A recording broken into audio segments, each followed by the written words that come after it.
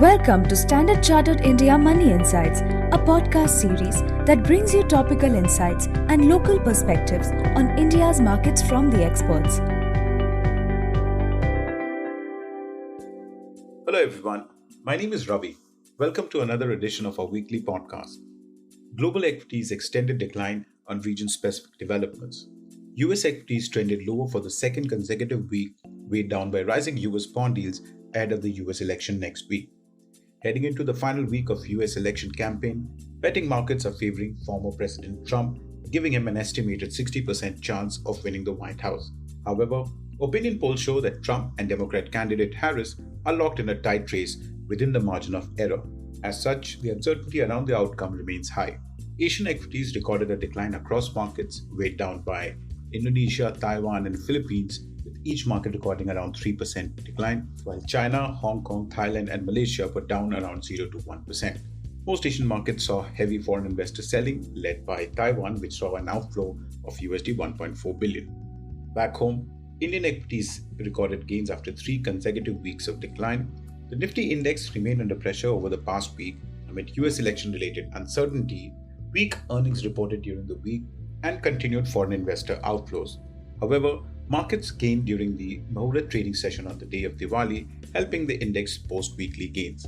Since the markets peaked in September, foreign investors have sold around $11 billion worth of Indian equities. This is the third highest outflows till date. Broader markets outperformed the Nifty index during the week, with the Nifty Mid-Cap Index up 2.2%, while the Small Cap Index was up 5.2% for the week.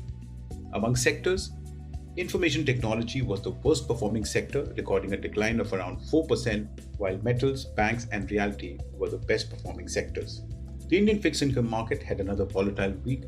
Government bond yields rose across the curve, driven by a sharp rise in US bond yields and uncertainty ahead of the US election. The 10-year Indian government bond yield rose 1 basis points to close at 6.85%, while the 3-year and 5-year government bond yields changed by 1 basis points and 3 basis points respectively. Iron ore gold rose modestly. Brent crude oil continued to decline early in the week amid waning geopolitical tensions and demand uncertainty. However, oil prices rose later in the week after reports showed lower than expected rise in crude oil inventory. The INR closed flat against the USD at 84.1 per dollar, as the impact of rising US bond yields and foreign investor outflows were negated by lower crude oil prices and demand from domestic banks amid likely RBI intervention. The second quarter fiscal year 2025 earnings reporting season that has been underway has been a bit disappointing so far. Of the 94 MSCI India constituent companies that have reported so far, 46% of the companies have reported misses on consensus expectations, while 35% have recorded beats. For the reporting companies, earnings growth reported so far has been flat, majorly due to declines in energy, metal and mining, cements, and consumer retail companies. However, sectors like healthcare, financials have reported positive earnings growth and surprises so far.